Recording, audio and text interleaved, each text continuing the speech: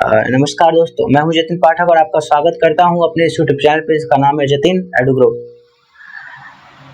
दोस्तों, कल हमने हड़प्पा सभ्यता को जहां छोड़ा था, आइए वहीं से इसकी रफ्तार शुरू करते हैं।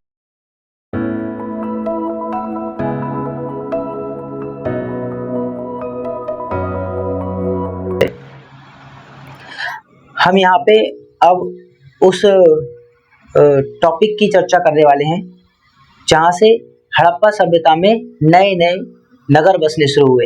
या यूं कहें तो नगरीय व्यवस्था के बारे में पढ़ेंगे, नगरीय जीवन यहाँ पे कैसा था। हमने भवन, नाले, सड़कें, इसकी भी शुरुआत करनी थी। तो इन नगरों के घर आमतौर पर एक या दो मंजिले होते थे। घर के आंगन के चारों ओर कमरे बनाए जाते थे। अधिकांश घरों में एक अलग स्नान घर होता था। बहुत से घरों में ऐसा होता था कि एक अलग ही स्नान घर होता था और कुछ घरों में कुएं भी होते थे। यहाँ पे कुएं को लेकर कुछ संख्याएं निश्चित नहीं है, लगभग में है। जैसे 700 कुएं यहाँ पे से प्राप्त हुए। माना जाता है कि यहाँ पे 700 कुएं प्राप्त हुए। और कई नगरों में ढके हुए नाले थे। नाले किस प्रकार बनाए गए थे या गलियां किस प्रकार बनाई गई थी? ग्रिड पद्धति पर आधारित थी। ढके हुए नाले, और इन्हें सावधानी से सीधी लाइन में बनाया जाता था। हर नाली में हल्की ढलान होती थी ताकि पानी आसानी से बह सके। अक्सर घरों की नालियों को सड़कों की नालियों से जोड़ दिया जाता था और जो बाद में बड़े नालों में जाकर मिल जाती थी। नालों के ढके होने के कारण इनमें जगह जगह पर मैनहोल बनाए गए थे।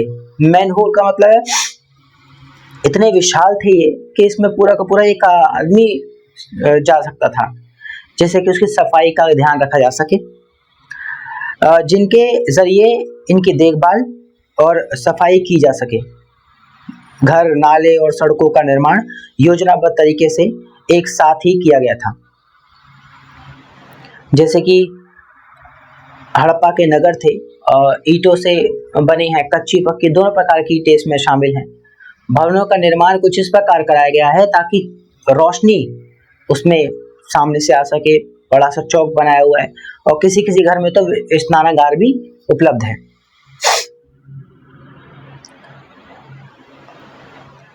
नगरीय जीवन से शुरू करते हैं।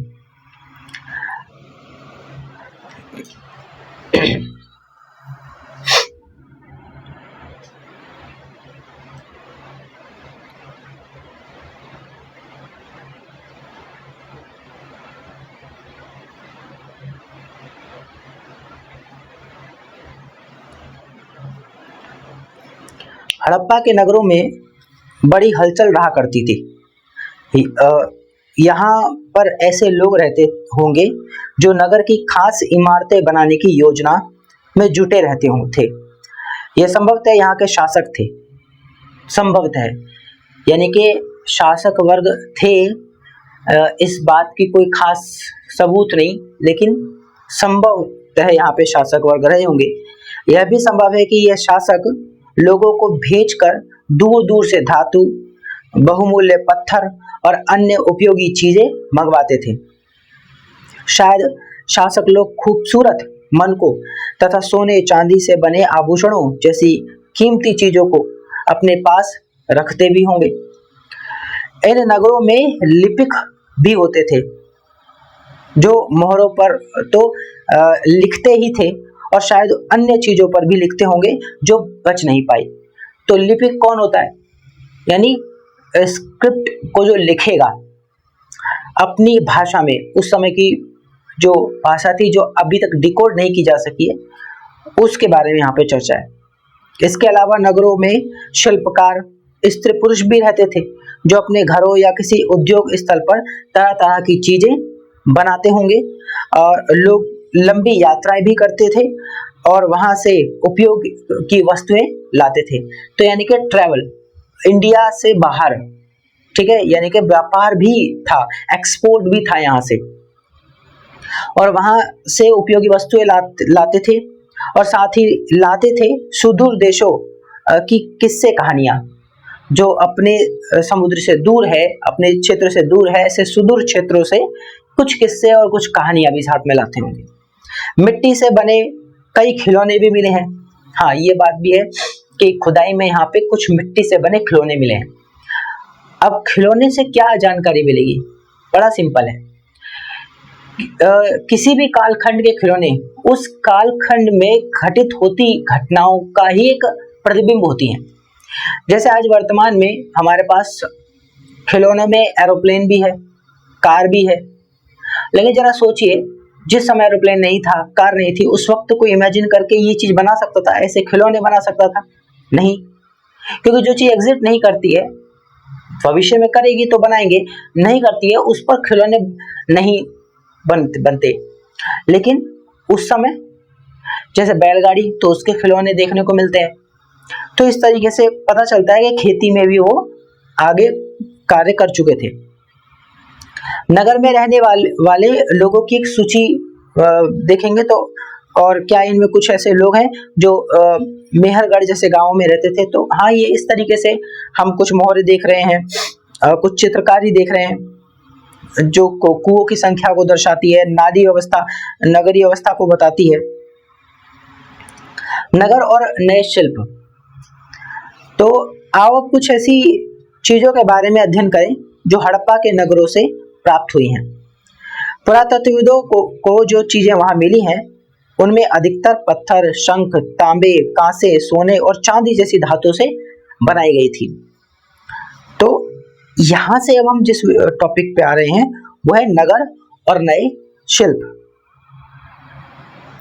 नगर और नए शिल्प, तो नगरीय जीवन के बारे में तो इतना तो पता चल ही गया कि जो हमारा नगरीय जीवन है उसमें इस बात की चर्चा है कि यहाँ जो लोग रहते हैं वो एक सिस्टमेटिक तरीके से रहते हैं, जो जहाँ पे मकानों को कुछ इस प्रकार बनाया गया है कि घरों में सीधे क्या कहते हैं रोशनी आ सके, और गलियों की व्यवस्था ग्रिड पद्धति पर आधारित है जो चौकोर पे काटती है, और नालियां ठीक मकान से सटकर बनी होती हैं और जो कि ढकी हुई होती हैं पक्की ईंटों से, और ऊपर ढकी हुई होती हैं ताकि स्वच्छता का भी ख्याल रखा गया। और एक बड़े से मतलब वो ढलान की तरफ है तो एक बड़े से हौज में जाकर वो पानी गिर जाता है, डाली का गंदा पानी जाकर गिर जाता है, और सफाई करने के लिए एक बड़ा सा एरिया भी बनाया हुआ है नालियों का, जिसमें कि पूरा का पूरा मैन होल है, यानी कि पूरा पूरा एक आदमी जा सकता है और उसकी सफाई का कार्य कर सकता है। इस तरीके से नगरीय जीवन बसा हुआ है, यानी कि प्रमुख रूप से इसमें जो बात है वह है ग्रिड पद्धति।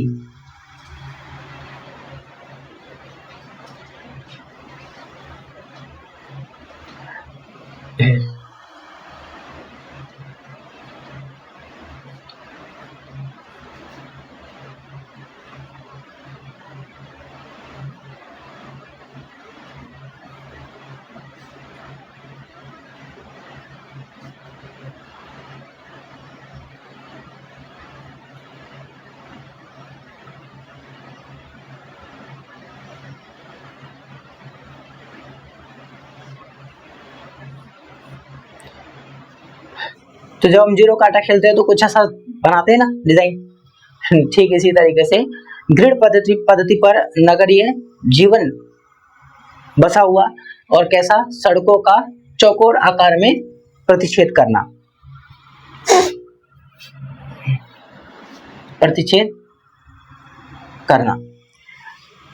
तो ये है नगरीय व्यवस्था। और क्या चीजें, कुछ मोहरे मिली हैं, कुछ लिपिक मिले हैं, ठीक है, मोहरे जो व्यापार को दर्शाएंगी। फिर लिपि जो कि पढ़ी नहीं गई, जो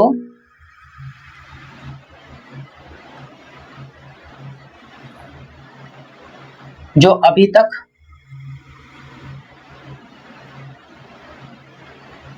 पढ़ी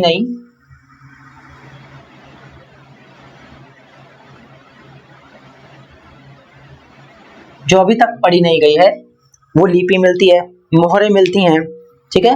और कुछ खिलौने मिलते हैं। उद्योग स्थल हैं जो व्यापार करते हैं, यानी कि एक्सपोर्ट इंपोर्ट का भी कार्य करते हैं। ये है नगरीय जीवन जो अब तक हमने जाना। और कुछ चित्रों के माध्यम से चीजों को समझना हमारे लिए सिलसिलेवार तरीके से और आसान और बेहतर हो जाता है। नगर और नए शिल्प। अब हम अपने अगले टॉपिक पे आते हैं, नगर और नए शिल्प।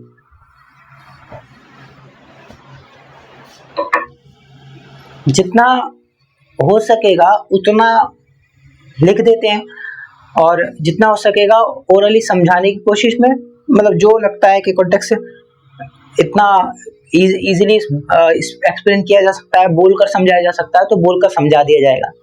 और जब लगेगा कि उसको लिखना है, बेहतर होगा लिख दिया जाए उस पॉइंट को, ताकि व्यूअर्स देख पाए, तो वो लिख दिया जाएगा। जैसा ठीक लगता है वैसा करने की कोशिश करते हैं। चलिए, नगर और नए शिल्प।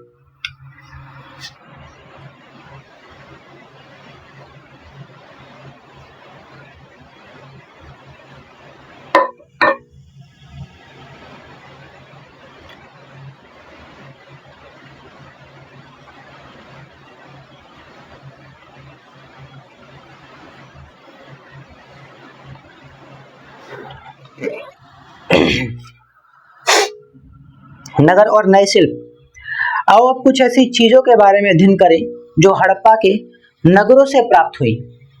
जैसा कि हमने याद भी किया था कि फिर गुजरात में लोथल है, फिर आगे चलकर हम देखते हैं फिर कालीबंगन है हड़प्पा के थोड़ा थोड़ा पास ही, हड़प्पा जो कि पाकिस्तान में है वर्तमान में, फिर मोहनजोदारो है। कितने नगर हैं, तो इन्हीं नगरों की बात हो रही है। और इनमें से कुछ ऐसे एकाध ऐसे नगर हैं जो शिल्प उत्पादन में माहिर हैं।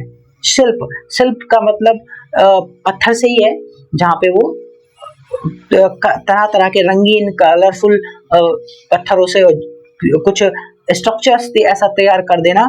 जैसे आज हम देखते हैं हमारे पास गहने हैं, ये चीजें हैं, कुछ कलरफुल पत्थर हैं हमारे पास, तो ऐसे ही शिल्पकार उसको उकेर कर उसको एक नया डिजाइन देकर बना देते हैं। तो जो हड़प्पा के नगरों से प्राप्त हुई हैं, पुरातत्वविदों को जो चीजें वहां मिली हैं उनमें अधिकतर पत्थर, शंख, तांबे, कांसे, सोने और चांदी जैसी धातुओं से बनाई गई थी। तो यहाँ पे शंख है, तांबा है, कांसा है, सोना है, चांदी है, ऐसी धातुओं से हमने क्या पाया कि शिल्पकारी की गई है। तांबे और कांसे से औजार बनते हैं, हथियार बनते हैं, गहने बर्तन बनाए जाते हैं। गहने यानी कि वहां उस वक्त भी यह कहें उसी दौर से ये शुरुआत हुई। और जैसे लिपस्टिक की बात करें तो हड़प्पा सभ्यता में इसके सबूत मिलते हैं लिपस्टिक के। तो सोने और चांदी से गहने और बर्तन बनाए जाते थे। यहाँ मिली सबसे आकर्षक वस्तुओं में मन के बाट और फलक हैं। अब जब नगरीय शिल्प की बात हो रही है तो जब सबसे आकर्षक जो है वो मन के हैं, बाट है और फलक। ये फलक क्या है? आकार में ढालने वाले औजार हैं जो किसी भी वस्तु को आकार में ढालने में मदद करेंगे। मन के हैं छोटे छोटे कलरफुल जो पत्थर जो आज भी उपलब्ध होते हैं, और बाट है जो तोलेंगे सामान को, क्योंकि व्यापार होता था तो उसे तोलने की व्यवस्था भी बहुत ही बेहतर बनी हुई थी। हड़प्पा सभ्यता के लोग पत्थर की मोहरें बनाते थे, मोहरें बनती थी छपाई के लिए पत्थर की।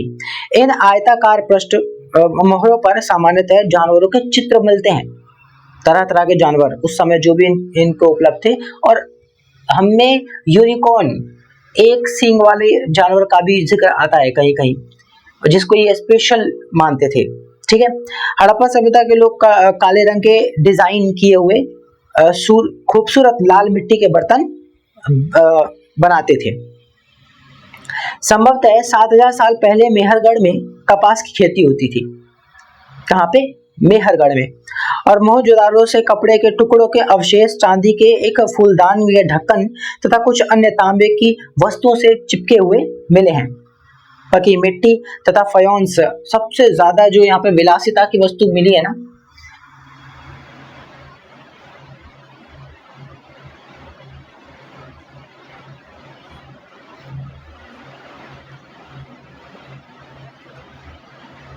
लग्जरियस लाइफ, जैसे आज जीने के लिए बहुत सी चीजें हैं जिन्हें हम लग्जरियस कैटेगरी में डाल देते हैं कि भाई ये तो बहुत ही रिचेस्ट लोग ही इसको खरीद सकते हैं।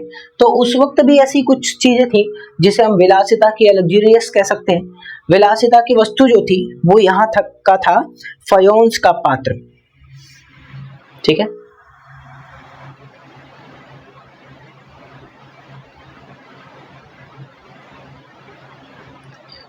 फायोन्स का पात्र जो था वो विलासिता की वस्तुओं में शामिल है और इससे बनी तकलिया, सूत, कताई का संकेत देती है।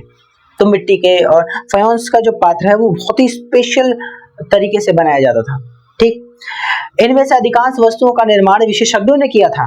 विशेषज्ञ उसे कहते हैं जो किसी खास चीज को बनाने में खासा प्रशिक्षण रखते हो। पत्थर तराशना, मन के चमकाना या फिर मोहरों पर चित्रकारी करना आदि, ये सब। मूर्ति का चेहरा कितने आकर्षक ढंग से बनाया गया और उसकी, अच्छा यहाँ पे मूर्ति जो मैंने बताई, ये मूर्ति इसी को हम क्या बोल देते हैं, एक पुरोहित की मूर्ति मिली है कि इसकी वेशभूषा एक पुरोहित जैसी नजर आती है। तो जैसे आज हम पुरोहित देखते हैं, हम तो उसी से अंदाजा लगाएंगे। हर व्यक्ति विशेषज्ञ नहीं हो सकता था। हमें यह पता नहीं है कि क्या सिर्फ पुरुष ही ऐसे कामों में प्रशिक्षण हासिल करते थे या फिर केवल महिलाएं ही।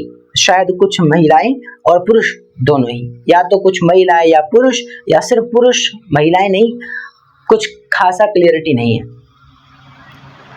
फायोन्स, जिसकी मैंने अभी चर्चा करी, विलासिता की वस्तु है, बिल्कुल स्पेशली उसके बारे में डिटेलिंग है कि पत्थर और शंख प्राकृतिक तौर पर तो पाए जाते हैं, लेकिन फायोन्स को कृत्रिम रूप से तैयार किया जाता है और बालू या स्फटिक का एक पत्थर होता है कि चूर्ण को गोंद में मिलाकर उसमें वस्तुएं बनाई जाती हैं।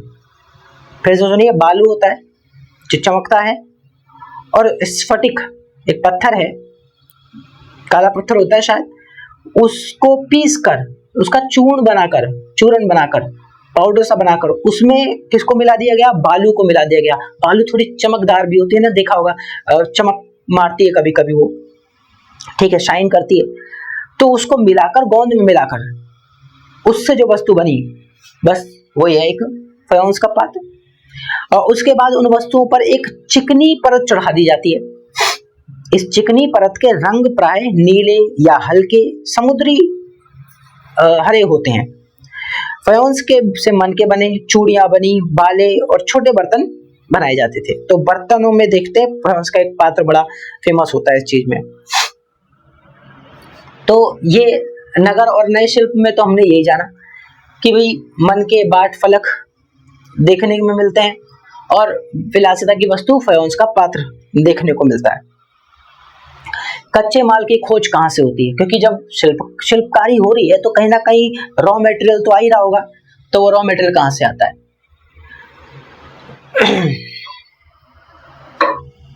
नीचे लिख देते हैं इसके।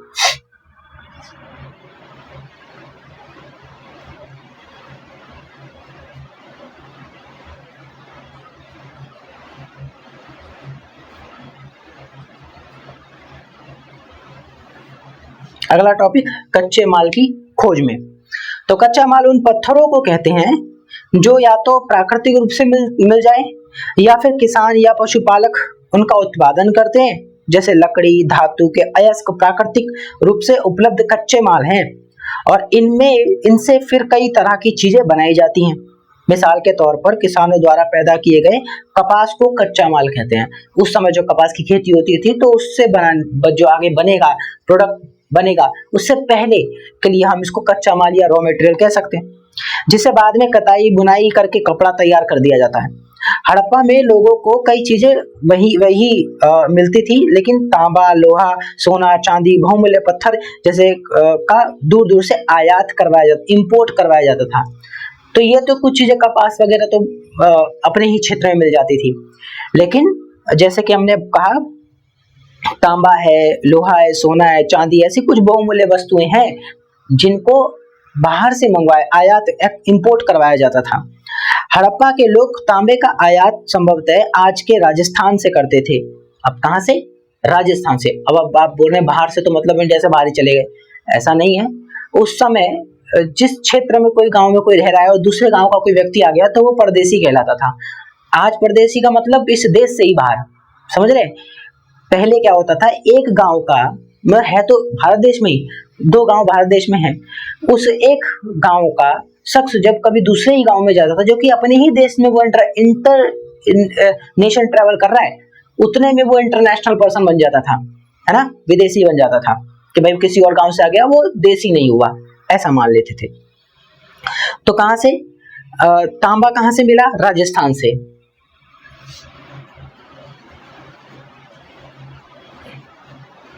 राजस्थान से मिला तांबा, तांबे का आयात। कांसा बनाने के लिए तांबे के साथ मिलाई जाने वाली धातु टीन का आयात आधुनिक ईरान और अफगानिस्तान से किया गया। तो ईरान और अफगानिस्तान,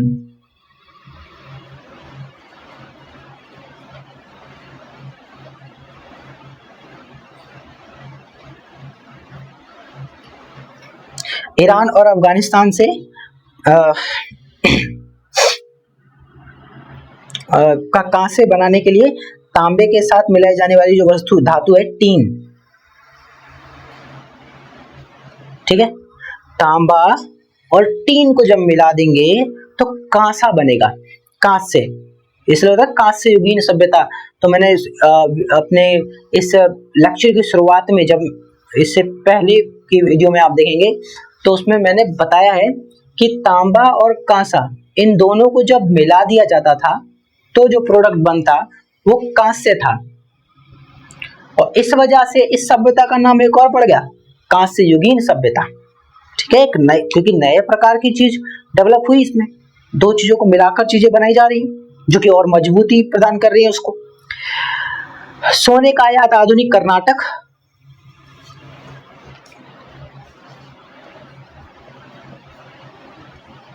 कर्नाटक से मंगाया जाता था सोना ज्वेलरी बनाने के लिए, यानी उस समय से ही शौक था महिलाओं को ज्वेलरी का।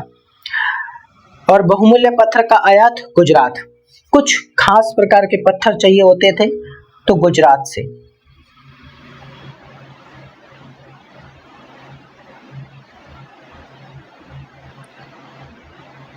तो कुछ बहुमूल्य पत्थर मंगाने हैं तो वह गुजरात से मंगाए जाते थे। ईरान और अफगानिस्तान से किया जाता, तो ईरान अफगानिस्तान से मंगा लिए, ठीक है, गुजरात से।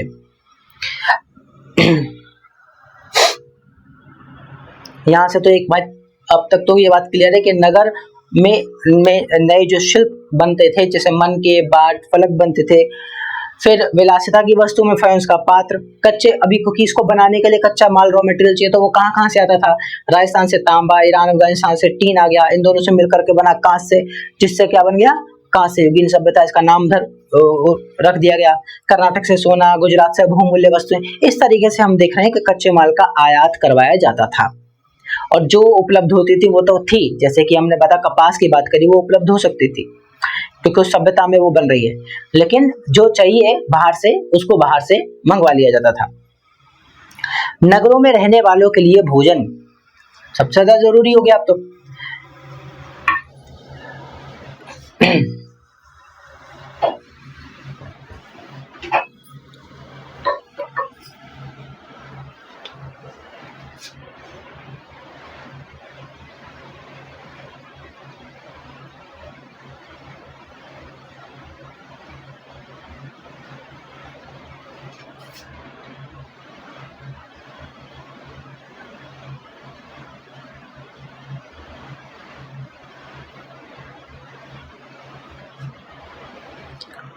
लोग नगरों के अलावा गांवों में भी रहते थे, ऐसा नहीं था सिर्फ नगर ही हैं, पर नगर ज्यादा थे और शुरुआती अवस्था नगरीय थी, इसलिए नगरीय व्यवस्था जानते हैं, इसको ग्रामीण व्यवस्था नहीं बोलते, ग्रामीण सभ्यता नहीं बोलते, इस बात को ध्यान रखिएगा। यह एक नगरीय सभ्यता थी।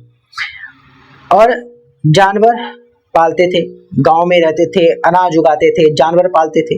किसान और चरवाहे ही शहरों में रहने वाले शासकों, लेखकों और दस्तकारों को खाने के सामान देते थे।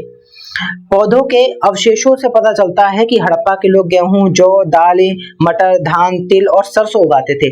बड़ा ही एग्जाम के पर्सपेक्टिव से बहुत महत्वपूर्ण हो जाता है ये कि जब हम बात कर रहे हैं कि खेती किस प्रकार की होती थी, तो यहाँ पे गेहूं,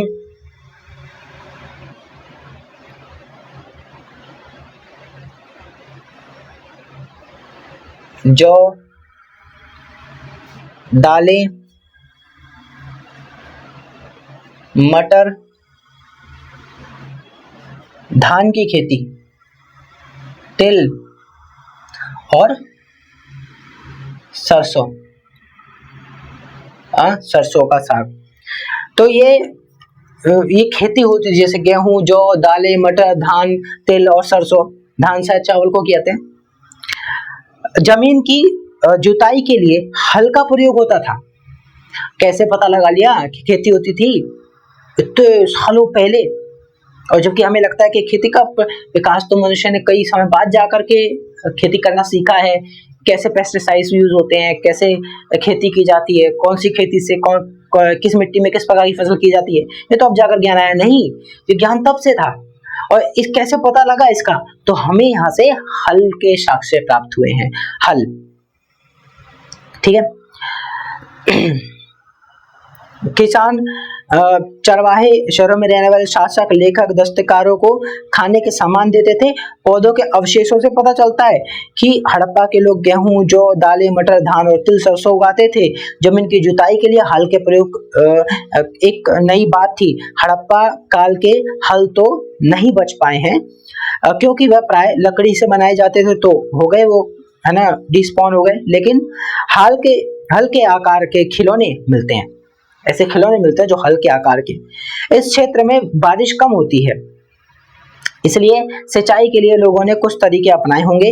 संभवतः पानी का संचय किया जाता होगा और जरूरत पड़ने पर उससे फसलों की सिंचाई की जाती होगी, क्योंकि थोड़ा सा ऐसा क्षेत्र है जहाँ पे सिंधु नदी पे एक तो उसमें पानी इतना तेज चलता है कि बाढ़ आ जाती है, ऐसे संभावना, जिसको हम कहते हैं कि हड़प्पा सभ्यता का अंत का एक ये भी कारण मान लिया गया कि सिंधु नदी का जो बहाव है वो व्यवस्थित नहीं है, तो शायद उस वजह से भी हुआ हो, ये सभ्यता तबाह हो गई हो, नष्ट हो गई हो। या बांध बनाकर इससे सिंचाई के लिए पानी का उपयोग किया गया हो। बहुत से चीजें ऐसी हैं जो अभी भी संदिग्ध अवस्था में हैं। चलिए आगे बढ़ते हैं। इस क्षेत्र में बारिश कम होती है और जरूरत पड़ने पर फसलों की सिंचाई। हड़प्पा के लोग गाय, भैंस, भेड़ और बकरियां पालते थे। ये तो हो गई भाई खेती की बात, ठीक। अब जानवरों को भी पालते थे, तो किन किन जानवरों को? गाय, भैंस, भेड़ और बकरियां।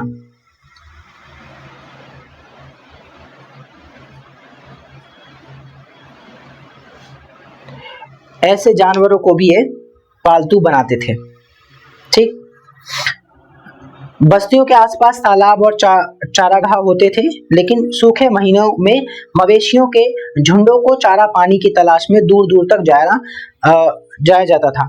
वे बेर जैसे फलों को इकट्ठा करते थे, मछलियां पकड़ते थे और हिरण जैसे जानवरों का शिकार भी करते थे। मछली भी खाते थे, मतलब हम इसके अगर भोजन में शामिल कर देना तो मछली भी शामिल कर सकते हैं, है ना।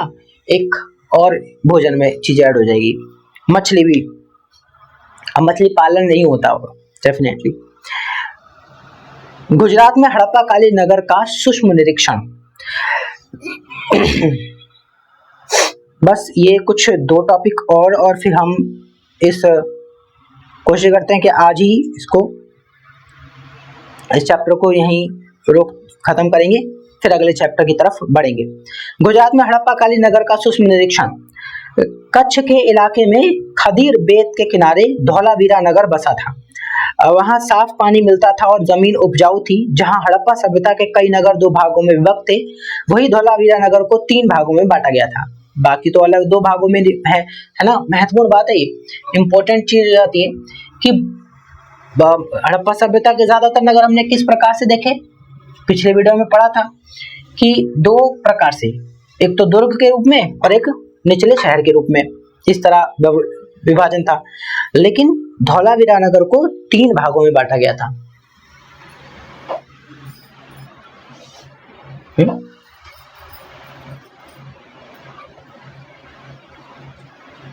धौलावीरा 3 भाग, 3 भागों में इसको बांटा गया था। इसके हर हिस्से के चारों ओर पत्थर की ऊंची ऊंची दीवारें बनाई गई थी, हर हिस्से के लिए यानी बाउंड्रीज, और इसके अंदर जाने के लिए बड़े बड़े प्रवेश द्वार थे। इस नगर में एक खुला मैदान भी था जहां सार्वजनिक कार्यक्रम आयोजित किए जाते थे शायद। यहाँ मिले कुछ अवशेषों में हड़प्पा लिपि के बड़े बड़े अक्षरों को पत्थरों में खुदा पाया गया है और इन अभिलेखों को संभवतः लकड़ी में जड़ा गया है था। यह एक अनोखा अवशेष है क्योंकि आमतौर पर हड़प्पा के लेख मोहर जैसी छोटी वस्तुओं पर पाए जाते थे। गुजरात के संभात की खाड़ी में मिले वाली साबरमती की एक उपनदी के किनारे बसा लोथल नगर ऐसे स्थान पर बसा था जहां कीमती पत्थर जैसा कच्चा माल आसानी से मिल जाता था। यह पत्थरों, शंखों और धातुओं बनाई गई चीजों का एक महत्वपूर्ण केंद्र था। इस नगर में एक भंडार गृह भी था। इस भंडार गृह से कई मोहरे और मुद्रांकन या मोहरबंदी गीली मिट्टी पर दबाने से बनी हुई छाप मिले हैं। तो ये अपने आप में बहुत महत्वपूर्ण हो जाता है फिर कि यहाँ से हमें कितनी सारी चीजें मिल रही हैं। यहाँ पर एक इमारत मिली है जहाँ संभवतः मनके बनाने का काम होता था। पत्थर के टुकड़े बने मनके बनाने वाले उपकरण और तैयार मनके भी यहाँ मिलते हैं। तो कह सकते हैं एक तरीके से मैन्युफैक्चरिंग हब था ये। यहाँ पे अब चीजें बनेंगी और फिर वो पूरे साम्राज्य में हड़प्पा सभ्यता में फैलेगी। मोहर मुद्रा यानी मोहर, मुद्रांकन या मोहरबंदी अलग अलग शब्द हैं, इनके अलग अलग मायने भी हैं। सभ्यता के अंत का रहस्य बड़ा ही महत्वपूर्ण है। ये जब भी हम पढ़ते हैं इतिहास को और इसके जब भी हम हड़प्पा कालीन इतिहास की चर्चा करते हैं तो इसको जब इसके एंड पॉइंट पे लाते हैं ना तो वहां पे हमारे लिए बहुत सारी चीजें मिसलेनियस होने लग जाती हैं। वो उसमें से एक ये है कि सभ्यता का अंत का रहस्य क्या है। लगभग 3900 साल पहले एक बड़ा बदलाव देखने को मिलता है। मैंने इसका डेट में वेरी कर सकता है लेकिन पास पास ही रहेगा। अचानक लोगों ने इन नगरों को छोड़ दिया। लेखन, मोहर और बाटों का प्रयोग बंद हो गया। दूर दूर से कच्चे माल का आयात काफी कम हो गया और मोहनजोदाड़ो में सड़कों पर कचरे के ढेर बनने लगे। जल निकास प्रणाली नष्ट हो गई और सड़कों पर ही झुग्गीनुमा घर बनाए जाने लगे। यह सब क्यों हुआ कुछ पता नहीं। कुछ विद्वानों का कहना है कि नदियां सूख गई थी, अन्य का कहना है कि जंगलों का विनाश हो गया था। इसका कारण यह हो सकता है कि ईंटें पकाने के लिए ईंधन की जरूरत पड़ती थी। इसके अलावा मवेशियों के बड़े बड़े झुंडों में चारागाह और घास वाले मैदान समाप्त हो गए होंगे। कुछ इलाकों में बाढ़ आ गई, लेकिन इन कारणों से यह स्पष्ट नहीं हो पाता है कि सभी नगरों का अंत कैसे हो गया, क्योंकि बाढ़ और नदियों के सूखने का अक्सर कुछ ही इलाकों में हुआ होगा। ऐसा लगता है कि शासकों का नियंत्रण समाप्त हो गया। जो भी हो, परिवर्तन का असर बिल्कुल साफ दिखाई देता है। आधुनिक पाकिस्तान के सिंध और पंजाब की बस्तियां उजड़ गई थीं। कई लोग पूर्व और दक्षिण के इलाकों में नई और छोटी बस्तियों में जाकर बस गए। इसके लगभग 1400 साल बाद नए नगरों का विकास हुआ और इनके बारे में हम अध्याय 5 और 8 में पढ़ेंगे। तो यहाँ से हम हड़प्पा सभ्यता की इस यात्रा को यहीं तक रोकते हैं और फिर कल से इसके अगले अध्याय से शुरुआत करेंगे। तो इतिहास को हम इसी तरह आगे बढ़ाएंगे, step by step, point two point पढ़ते जाएंगे और जो जो महत्वपूर्ण होता जाएगा, जितना होता जाएगा उसको नोट करने का प्रयास करेंगे। मैं अक्सर कोशिश करता हूँ कि बचूं इससे, पर जितना हो सकता है और जो मुझे लगता है महत्वपूर्ण है उन्हें लिख दिया ना चाहिए ताकि वो समझने में और हेल्पफुल हो, तो लिख देते हैं और धीरे धीरे हैबिट बनाएंगे तो लिखने की भी आदत पड़ी जाएगी। लेकिन अब तक की जानकारी से हमें ये तो पता चल गया कि हड़प्पा सभ्यता कब आई, हड़प्पा सभ्यता कहाँ आई, है ना। एक त्रिभुजाकार क्षेत्र बनाती है भारत और पाकिस्तान के बीच। हड़प्पा सभ्यता के कुछ महत्वपूर्ण स्थल जिनके नाम याद करने जरूरी होते हैं। फिर उसके बाद हड़प्पा सभ्यता में एक नगरीय व्यवस्था थी, ग्रामीण सभ्यता नहीं थी। नगरीय व्यवस्था थी तो क्या व्यवस्था थी इसमें? ग्रिड पद्धति पर आधारित सड़कों का विकास, नालियों का विकास एकदम सुदृढ़ व्यवस्था से, ठीक है। और क्या था, घर इस तरह बनाए गए थे कि उसमें सूरज की रोशनी आ जा सके, ठीक, हवा द्वार बनाए गए थे। और यहाँ पे शिल्पकारी होती थी, पच्चीकारी होती थी, मन के फलक बाट बनाए गए थे, फायोंस का एक पात्र था विलासिता की वस्तु के तौर पे। और ज्यादातर चीजें राजस्थान से हम देख रहे हैं, अफगानिस्तान से, ईरान से कच्चा माल आयात करवाया जाता था। और बहुत सी चीजें तो इनके पास मिल जाती थी, कपास यानी कि खेती के प्रमाण भी यहाँ पे मिलते हैं, हल के साक्ष्य भी यहाँ से प्राप्त होते हैं, कुछ खिलौने और एक मूर्ति जैसे पुरोहित की मूर्ति। कितनी चीजों को हमने अब तक जाना, सीखा और समझा है। दरअसल यहाँ पे रटने की कोई भी कोशिश नहीं की गई है कि चीजों को रटा जाए। हो सकता है एक बार नहीं, 2 बार में आ जाए, 3 बार में, लेकिन कहानी सिलसिलेवार तरीके से समझ में आ ही जाएगी। और जब कहानी समझ में आ जाएगी तो उससे आगे बढ़ने के स्टेप्स में हम आगे की जो कहानियों को पढ़ेंगे वो कहीं ना कहीं कुछ ना कुछ मैटर इससे रिलेट करेगा। हिस्ट्री इंटरकनेक्टेड होती है, कभी ऐसा नहीं होता कि जो हम अगला चैप्टर पढ़ेंगे वो एकदम ही डिफरेंट तरीके से ओपन होगा। वो होगा इतिहास के उस पिछले पॉइंट से ही कनेक्ट, पर स्टेप अहेड होगा, थोड़ा सा आगे होगा उसका कदम। तो हम यहां तक तो कर दिए। अब महत्वपूर्ण बात है कि कुछ प्रश्न लिए जाएं, कुछ क्वेश्चंस हो, क्वेश्चन अराइज हो और फिर क्वेश्चन के प्रश्नों के उत्तर दिए जाएं। चैप्टर तो कंप्लीट हो गया, लेकिन प्रश्नों से हमें और अच्छे से रुझान मिल जाएगा विषय की गहराई के बारे में। जैसे कि यहाँ से है कि उपयोगी कुछ शब्द, नगर, दुर्ग मैंने बता दिया आपको, लिपिक बता दिया जो लिखेंगे यानी कि स्क्रिप्ट को लिखने का काम करेंगे, मोहर जो कि एक तरीके से स्टैंप होता है, जैसे आज स्टैंप लगता है वैसे ही मोहर, शिल्पकार जो पत्थरों को आकार देंगे, उनको नया रूप देंगे, वो शिल्पकार, धातु है, विशेषज्ञ है, कच्चा माल है, रॉ मटेरियल है, हल है और सिंचाई है। ये कुछ ऐसे शब्द हैं जो उपयोगी शब्द हुए इस अध्याय के। पुरातत्वविदों को कैसे ज्ञात हुआ कि हड़प्पा सभ्यता के दौरान कपड़े का उपयोग होता था?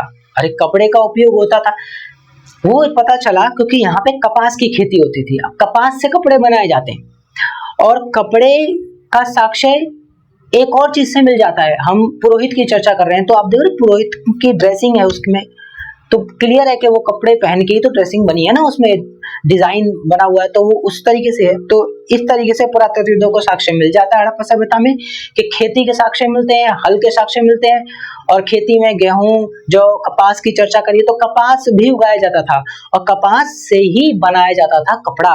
और वो कपड़ा कैसे उपयोग में आया, कैसे उन्होंने कपड़े को तैयार किया, बनाया होगा, ये तो इतिहास के पन्नों में गुम ही हो गया। लेकिन ये चर्चा जरूर है कि वह कपास बनता था और उसका उदाहरण है वहां पे मिली एक मूर्ति, पुरोहित की मूर्ति, जिसमें उसने वस्त्र को धारण किया हुआ है और उससे क्लियरिटी मिलती है कि वो कपास बनाते थे, नहीं कपड़े बनाते थे। ठीक है, तो यहां से हम कह सकते हैं कि कपड़े का उपयोग होता था, इसका साक्ष्य इस तरीके से मिल जाएगा। निम्नलिखित का सुमेल करें, जैसे कि तांबा कहां से मिला, सोना, टीन, बहुमूल्य पत्थर कहां से मिले, ठीक है। और हड़प्पा के लोगों के लिए धातुएं, लेखन, पहिया और हल क्यों महत्वपूर्ण थे?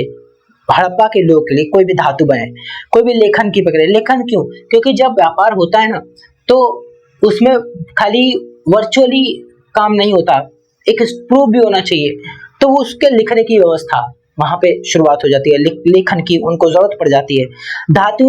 धातुएं इसलिए ताकि किसी भी तरह के पत्थर को उसको आकृति देने के लिए औजार, टूल्स की जरूरत होती है, तो धातुएं बन गई। पहिया और हल खेती के लिए, खेती का एक उदाहरण है। ठीक, पहिए का आविष्कार हो चुका था तो पहिए का उपयोग, सदुपयोग भी वहां पे देखा। खिलौने मिलते हैं ऐसे जिनमें पहिए लगे हैं, है ना, यानी कि क्लियर है कि हल का साक्ष्य है वो इस बात का। ठीक है, खेती करने बैल पालते हैं, भैंस पालते हैं, तो खेती के लिए ही उसका उपयोग होता था। वृषभ, इसमें जानकारी नहीं आई है लेकिन खेती के लिए वृषभ का भी इस्तेमाल, वृषभ जो बैल होता था उसका इस्तेमाल होता था। और आज के हम जानते हैं कि आज के समय में जो ट्रेडिशनल एग्रीकल्चर था उसमें हम देखते हैं वृषभ का, बैल का कितना योगदान है, उसके थ्रू ही खेती करने की जाती थी। तो पहिए का आविष्कार, ठीक है, पहिए का उपयोग, तो हड़प्पा सभ्यता के लोगों के लिए ये बहुत ही महत्वपूर्ण चीजें थी। इस अध्याय में पकी मिट्टी, टेराकोटा से बने सभी खिलौनों की सूची बनाओ। इनमें से कौन से खिलौने बच्चों को ज्यादा पसंद आएंगे होंगे, छोड़ दो इसको। हड़प्पा के लोगों की भोजन सामग्री की सूची बनाओ और आज इनमें से तुम क्या क्या खाते हो। जाहिर सी बात है, गेहूं, जौ, धान, जैसे चावल बोल देते हैं, ये हैं कुछ सूचियां। हड़प्पा के किसानों और पशुपालकों का जीवन क्या उन किसानों से भिन्न था जिनके बारे में तुमने पिछले अध्याय में पढ़ा है। अपने उत्तर, कोई प्रश्न है कुछ ऐसे ही, लेकिन हम कुछ नए प्रश्न और कुछ एमसीक्यूज लेकर आएंगे जिससे कि हम इस विषय के बारे में और अच्छे से जानेंगे। ठीक है, ये तो कुछ बच्चे से प्रश्न हो गए। हाँ, कुछ महत्वपूर्ण तिथियां, जैसे मेहरगढ़ में कपास की खेती लगभग 7000 साल पहले, नगरों का आरंभ 4700, ठीक है, और हड़प्पा के नगरों का अंत की शुरुआत 3900 साल। अब वही हड़प्पा के अंत में आकर के ही थोड़ा डेट अलग अलग हो जाती है, लेकिन मैं कार्बन 14 डेटिंग को लेकर चलता हूँ और वही बेस्ट होता है लिखना। कार्बन 14 डेट एक रासायनिक प्रक्रिया द्वारा तय की गई तारीख है, 2500 से 1750, दैट्स इट। अन्य नगरों का विकास लगभग 2500 साल पहले, जैसे देख पता है मैंने, तो 2500 1750। हम ऐसे क्यों बोलते हैं, बड़ी संख्या से छोटी संख्या की तरफ क्यों जाते हैं, बिकॉज नेगेटिव में हम चल रहे हैं, ईसा पूर्व की बात कर रहे हैं हम, ठीक है। तो हमारे लिए वो 2500 से शुरू होगा और 1750 पर खत्म होगा, क्योंकि नेगेटिव है। जरा इसको ऐसे देखो, अगर किसी को तारीख में कि ये ऐसी तारीख क्यों बोल रहे हैं कि किसी का जन्म 2500 में हो गया और फिर 1750 में मर गया, ये कैसे, ये उल्टा कैसे पैदा हो रहा है। तो जैसे ये हमने क्या कहते हैं, संख्या पद्धति के बारे में तो जाना ही है, ठीक है ना। पूर्णांक के लिए हम संख्या रेखा बनाते हैं, संख्या रेखा के मिड में हम 0 को रख देते हैं, 0 को प्लेस करते हैं। इसे राइट बोले लेफ्ट बोले, इस हमारे लिए तो राइट ही है, तो राइट साइड हम देखते हैं कि 1 2 3 4 ये सारे पॉजिटिव नंबर्स होते हैं, ठीक, और इसके दूसरी तरफ नेगेटिव नंबर्स होते हैं, है ना, -1 -2 -3 -4, इस तरीके से। तो अब जरा देखो, कोई इस कालखंड में यदि जन्मा है और उसको अपने कालखंड की तरफ लाना है, हमें उसकी तरफ जाना है, ठीक, और वहां से अपनी तरफ लाना है, अपने बढ़ते हुए कालखंड की तरफ लाना है, तो हम क्या बोलेंगे कि जन्म उसका -4 में हुआ, मृत्यु उसकी -3 में हो गई, ऐसे बोल देंगे। तो हम क्या हुए, नंबर को यहाँ पे कम होता पा रहे हैं। अब यहाँ पे ये नंबर कम हो रहा है, लेकिन 0 के बाद ये बढ़ना शुरू हो जाएगा। तो हम इस 0 को एक्चुअल में हम ये वो समय मान लेते हैं कि ईस्वी मान लेते हैं कि ईसा मसीह यहाँ पे पैदा हुए, और ईसा मसीह से के जन्म से पहले की जो भी घटनाएं होंगी हम उसको ईसा पूर्व बोल देते हैं, कि ईसा मसीह से पहले, ठीक है। और फिर जो आ जाता है अपना ईसा मसीह के बाद का कालखंड, तो हम उसे ईस्वी बोल देते हैं, ठीक है, वो सन जो ईसा मसीह के बाद की थी। तो इसलिए हम जब भी तारीख बोल रहे हैं 26 से 1750 ईसा पूर्व बोल रहे हैं। ईसा पूर्व इंग्लिश में BC बोलते थे पहले, फिर थोड़ा सा और इसको मॉडर्नाइज किया गया और बन गया ये BCE, मतलब बिफोर क्राइस्ट एरा एक दौर, ठीक। काफी कुछ है यार इतिहास में, सीखने, समझने, जानने के लिए बहुत कुछ है।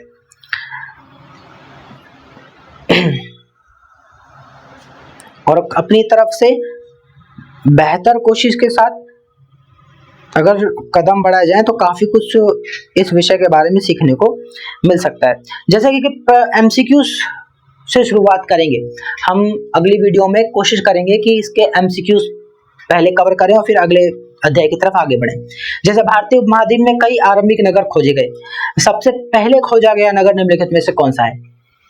जैसे ऑप्शन हड़प्पा, मोहनजोदाड़ो, लोथल, सुत्काकोह।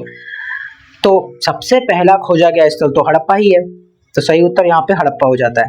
हड़प्पा पूरा स्थल निम्नलिखित में से किस स्थान पर है। गुजरात में है, मध्य पंजाब में है, भारत वाले पंजाब पाकिस्तान वाला, काबुल में है, अफगानिस्तान। तो अफगानिस्तान तो हो नहीं सकता, बहुत दूर हो गया। गुजरात का तो स्टेट हमें पता है बिल्कुल, उसकी लोकेशन कहाँ है, अगर इंडियन मैप को दिमाग में विजुलाइज करो तो। बची 2 जगह, पंजाब भारत या पंजाब पाकिस्तान। तो शुरुआत से ही मैं इस बात पर जोर देता आया हूँ कि ये है कहाँ पर, पाकिस्तान में है। पंजाब वाले पाकिस्तान में, जो अभी पाकिस्तान में पंजाब, वो वाला हिस्सा। हड़प्पा सभ्यता के नगरों की विशेषता के संदर्भ में निम्नलिखित में से कौन सा कथन सही नहीं है? कौन सा सही नहीं है? अभी से शुरू नहीं करेंगे, इसको आगे के लिए शुरू करेंगे और अगली वीडियो में कोशिश करेंगे कि जब शुरू करें तो इसके एमसीक्यूज पहले कर लिए जाएं और फिर अगले अध्याय की तरफ हम आगे बढ़ें। तो दोस्तों, इतिहास जो है, कोई भी विषय जब पढ़ने की बात आती है, उस पर चर्चा करने की बात आती है तो बहुत सी चीजें एक साथ दिमाग में घूमती है कि कैसे शुरू किया जाएगा, क्या कहाँ से शुरू किया जाएगा। तो इस चीजों से में पढ़ने से बेहतर है आप जिस विषय से पे आ चुके हैं और जो विषय आप पढ़ रहे हैं उसमें इंटरेस्ट बिल्ड हो गया तो आप उस विषय के साथ आगे बढ़ें, उस सब्जेक्ट के साथ आगे बढ़ें, उस टॉपिक के साथ आगे बढ़ें। एक बार शुरुआत करना बहुत जरूरी है, क्योंकि अगर तैयारी के लिए सिर्फ सोचते ही रह जाएंगे कि इस विषय को कैसे शुरू करें या उस विषय से शुरू करें, नहीं ये विषय समझ में नहीं आ रहा, एक काम करते हैं शुरू से करते हैं, बाद से करते हैं, इन मिसलेनियस थॉट्स में नहीं पढ़ना है। पढ़ना तो इस विषय पे है कि हमने इसको शुरू किया और समझ में आने लग गया, इंटरेस्टिंग रहा, तो बस वहां से अब शुरू कर देना है और धीरे धीरे हम इसको क्लास 6 को कवर करेंगे, फिर 7th, 8th, 9th, 10th, 11th, 12th, इस तरीके से हम 12th स्टैंडर्ड तक अपने आप को, अपनी नॉलेज को पढ़ाएंगे। और धीरे धीरे, क्योंकि अभी क्या डेटा फैक्ट्स थोड़े कम है, वर्चुअली में आप मतलब वर्बली में आपको बोल बोलकर बताने में ज्यादा समर्थ हूँ, लिखने के लिए मेरे पास कम डाटा बच रहा है, लेकिन फिर भी जितना डाटा अब जैसे चैप्टर बढ़ेंगे लिखने के लिए भी कंटेंट ज्यादा बढ़ेगा, तो फिर मैं उस पर भी ध्यान दूंगा। लेकिन कोशिश में ये करूंगा कि एनसीईआरटी के अकॉर्डिंग ही चले। हमारा पूरा उद्देश्य यही है कि एनसीईआरटी को वर्ड टू वर्ड कवर करना है, कुछ भी मिसिंग नहीं करना, महत्वपूर्ण चीजों को कलेक्ट करते चले जाना है। पैराग्राफ पूरा रीड करना है, फिर पैराग्राफ के बाद जो इंपॉर्टेंट चीजें उसको नोट डाउन करना है और आगे बढ़ना है। तो अगली वीडियो में मैं आप लोगों के लिए इसका अगला चैप्टर, इसी क्लास 6 का 4th चैप्टर शुरू करूंगा और वहां से फिर हम इस कहानी को आगे बढ़ेंगे। लेकिन वीडियो शुरू करने से पहले कुछ एमसीक्यूज, इस अध्याय के महत्वपूर्ण एमसीक्यूज, उन पे भी एक सिलसिलेवार नजर करते हुए आगे बढ़ेंगे। तो धन्यवाद दोस्तों।